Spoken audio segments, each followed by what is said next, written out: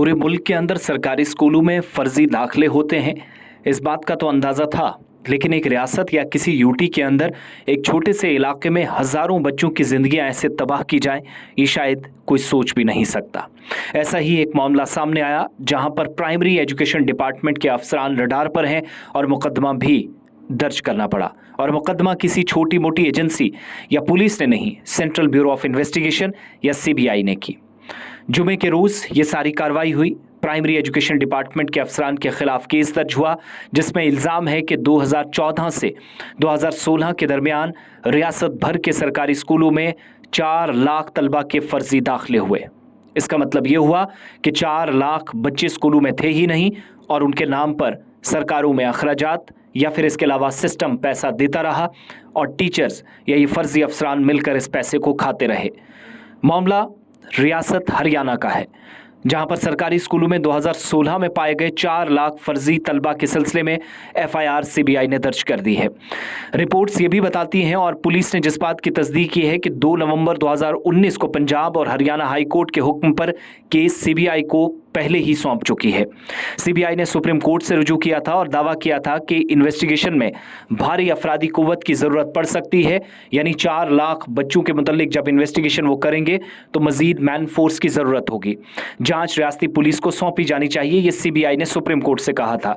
इधर अदालत उज़्मा ने हाल ही में अर्जी को खारिज कर दिया, जिसके बाद सीबीआई ने एफआईआर दर्ज की।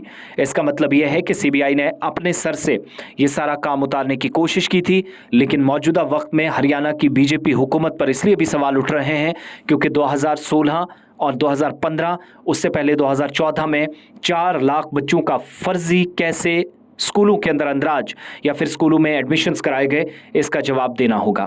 हाई कोर्ट को 2016 में बताया गया था कि आदादोशुमार की तस्दीक से यह बात सामने आई कि सरकारी स्कूलों में मुख्तलिफ क्लासेस में 22 लाख बच्चे थे, लेकिन असल में सिर्फ 18 लाख बच्चे पाए गए और 4 लाख जाली दाखिले या फिर इसके अलावा एडमिशन्स थी।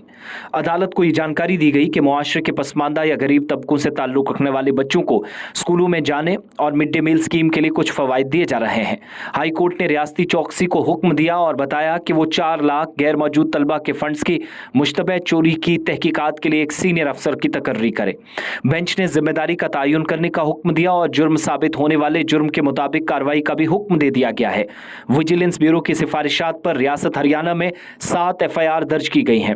2019 के हुक्म में हाई कोर्ट ने यह नोट किया था कि एफआईआर के अंदराज या रजिस्ट्रेशन के बाद तफ्तीश बहुत सुस्त है। इसके बाद उसने जांच को मरकजी तफ्तीशी ब्यूरो को मुंतकिल कर दिया था ताकि मुनासिब, मुकम्मल, ईमानदारी, शफाफियत और तेज तर तफ्तीश हो, फास्ट ट्रैक बुनियादों पर केस आगे बढ़े। पूरी रियासती के अंदर हुकूमती सतह पर इदारों को चौकस रहने के लिए कहा गया। 2 नवंबर 2019 को अपने हुक्म में 1 हफ्ते के अंदर तमाम डॉक्यूमेंट्स हवाले करने को कहा गया था और सीबीआई से 3 माह के अंदर स्टेटस रिपोर्ट दाखिल करने को कहा गया था, मगर ऐसा नहीं हुआ। अब जाकर स्कूलों के अंदर 22 लाख बच्चे हरियाणा में थे। हुकूमत ने लिख तो दिया, लेकिन पता चला, तहकीकात हुई कि सिर्फ 18 लाख बच्चे स्कूलों में थे। 4 लाख बच्चों के वजीफे, पसमानदा तबकों की जो कैटेगरीज हैं उसके तहत जो पैसा खर्च हुआ, यूनिफॉर्म्स दी गई, राशन दिया गया, मिड डे मील दिया गया, स्कूलों में फंड्स दिए गए, उसका जवाब कौन देगा ये वक्त बताएगा, क्योंकि अब तहकीकात शुरू हो चुकी है और यहाँ से कई बड़ी मछलियाँ जाल में आएंगी। सरकारी स्कूलों में कितने बच्चे आज के वक्त में पढ़ते हैं, इस बात का इशारा भी न सिर्फ होना चाहिए बल्कि जानकारी भी। अगर एक स्कूल के अंदर 40 से 50 बच्चे हैं तो अंदाज़ा नहीं, तकरीबन नहीं, लगभग नहीं, बल्कि एग्जैक्टली आपके पास भी फिगर्स होने चाहिए। और पैसा सरकार की जानिब से जो खर्च किया जाता है, क्या कोई सरकारी स्कूल का इंचार्ज या मिड डे मील इंचार्ज कहीं वो अपने जेब में नहीं तो हड़प रहा है, इस चीज़ का भी पूरा पता या मालूमात होनी चाहिए। इस केस में जहां पर केसेस दर्ज हुए हैं, 4 लाख बच्चों का हिसाब हुकूमत देगी, वहीं पर कई सरकारी अफसरान प्राइमरी एजुकेशन डिपार्टमेंट के रडार पर हैं और 7 एफआईआर्स भी पहले लग चुकी हैं। मुकदमा यहां से आगे बढ़ेगा, पता चलेगा कि कितने लोग इसमें गुनहगार हैं और बच्चों के नाम पर यह पैसा लूटने वाले लोग कौन थे।